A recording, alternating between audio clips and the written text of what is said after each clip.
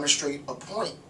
You know, you're a new kid on the block, and you want to put forth some really audacious claims. All of the old guard is going to want to deny you. Well, if they're going to want to deny you, I hope they better know this, because I know this, right? So it's going to be really hard to deny you. Next generation, you know, 2.0, next generation of academics, the old guard, which I'm going to be part of in the next 10 to 20 years, I'm not going to want to give up all of my work and concede it to the new young kid on the block, right? I'm going to want to destroy your argument, right? Well, you emerge into the academic field to realize that this is a battle between gladiators, both of male and female variety. And you recognize, like, wow, I need to get my footing. I need people to take me seriously. How do I do that? How do I convince my committee to let me do this dissertation or write this thesis? This is how you do it, right? Because if you don't like what I'm saying, that's a different thing. Show me where I'm wrong. Well, if your opponent can't even access the content of your argument, you're disqualified from even talking to me. We're not on the same level because you don't even know what I'm doing. I mean, this is intro too, right? So that the idea is, this is a good way to this is a way to put on armor when you go into the world, right? The world is a very hostile and freaking brutish and bloody, red in tooth and nail, right? It's the world's a hostile place, dude. You know, and you need armor to equip yourself from all these assaults and attacks that you're getting. Obviously, the assaults and attacks are sort of rhetorical assaults, rhetorical attacks, but you need to be able to defend your stance and defend your position and defend the things that you've put time into. How do you defend it? How do you defend it? You use this, because this will immediately weed out those people who can't access the logic of your argument. This wasn't intended for you. This wasn't intended for you, right? This was not intended for you. You can't even access the rules that govern my argument. I'm not interested in hearing any rebuttal that you have to say. This is out of your league, right? And it comes off really elitist, but the idea is you're talking about professional grade sort of rhetorical combat, right? That you want to put yourself in the best position, and this is how you do it. So you're going to use conditional. You're going to use if then. You know, if you vote for me, then I'll do this. You know, if you support the black the black movement for recognition in the communities, then you will have a greater understanding of community cohesion. If you support the women's movement, then you're gonna blah blah blah. If you support the white guys movement, then da da da. You know, whatever. Right? Everybody's gonna use this for their own, you know, for their own agenda. It's not that these agendas are any better or worse than others, but the idea is it's going to come down to reason. Before it goes to blows, it's going to come to reason, and hopefully it stops at reason. And if you are a member of community X and you want to use this to say, hey, look at me in my community and stand up for my rights or stand up for my people or what have you, and someone asks, well, how do you propose that we do this? You better know how to do it. Because if you don't know how to do it and you're merely parroting it, you're going to end up looking like an idiot, and your cause is going to go. So I mean, it's, you know, for me this is extremely important. The proponent of the conditional claim at this level, discounting what's known as the reductio, I'm not going to talk about that, but the conditional claim itself will likely be attempting to persuade the audience to adopt or accept some antecedent claim. You know, if you support X, then you'll get this thing. Right? Or you should do this because if you do that, then something else will happen. Right? Most persuasive speech assumes the overarching form of a conditional, for the most part. That is the if statement by directing their attention to the consequence, which is more readily intelligible. Right? The if is what's the antecedent is usually the claim that people don't quite get or don't quite want to support.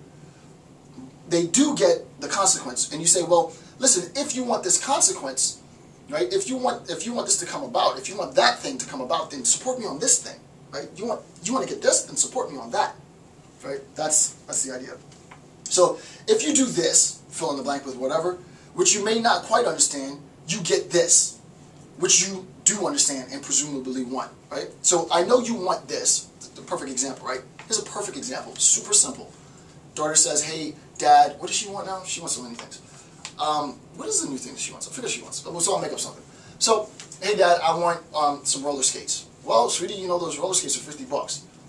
Okay. Well, Dad, seriously, I want some. This is her now, right? This is not true. I'm just making this up, but just imagine.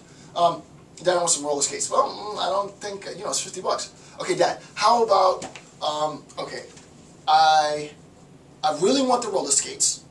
So that's the consequence of what I want. I want everything to lead to that consequence. That I want the roller skates. So, okay, how about if I get an A, if I get straight A's on my report card, then I can get the roller skates. Is that cool? I say, yeah, sure. If you get straight A's on your report card, then you get the roller skates, right? The idea is she's attempting to persuade me to buy her the roller skates, but she recognizes that her attainment of the consequence is conditional on satisfying the condition of if. So if she gets a B, she doesn't get it. Now, I would be a pretty mean dad if she got all A's and a B and then said, well, no. But you get the idea, right? I don't want to go too off on a tangent here. So, thus there are at least 3 objectives that we have to properly incorporate hypothetical syllogism in our analysis of water conservation. 1, identify the specific points of connection in the last section of the analysis, which I'll talk about in a second. 2, the hard part. This is the hard part. Identify precisely what the nature of our antecedent is and what its implications might be. Why is that important? Because B is going to occupy the second antecedent, and we need to make sure that it is not the same thing as A. This happens, this is the first time you might be appropriating or incorporating this into sort of practice, and a key mistake that you might make is, okay, I get the if claim, and I also get the then claim, but you don't recognize that you might be just restating what you've already stated using different words, right? Restating a previous antecedent and presenting it as though you were presenting a new antecedent is going to lead to a fallacy, right? It has to truly be something different, and I'll talk about that in a second in more detail. Number 3, link the antecedent claim to a desired consequence by means of something suitable for implementation or comprehension. This will specifically, I don't know what that means, right? This will specifically by B's function. This is done, right? This is capable. You're able to do this by B's function in HS, right? You can do this reconstruction of parts connecting A to C, obviously through B. And then the trick is to make sure that B, which functions initially as a consequence and then as an antecedent, addresses part of the previous position, that is, the initial antecedent, but also leads to a consequence not, and this is key, not directly connected to your initial antecedent. The image that I drew last time, right? We did modus ponens first, then we did modus tollens, right? In modus tollens, we recognized within modus tollens the relationship between, I think it was population growth and water contamination, and we extracted that idea of population growth and water contamination. We extracted that from, we derived it, right? We arrived at population, the connection between population growth and water contamination in implementing modus tollens to the construction of our argument. After we finished our modus tollens, we left it there dangling, if you will, at the end of our paragraph, at the end of our sentence, so that we could link back to it. This is posited, as I said before, and now we're going to apply hypothetical syllogism to that, right? I went through this format. This is sort of visually what it looks like.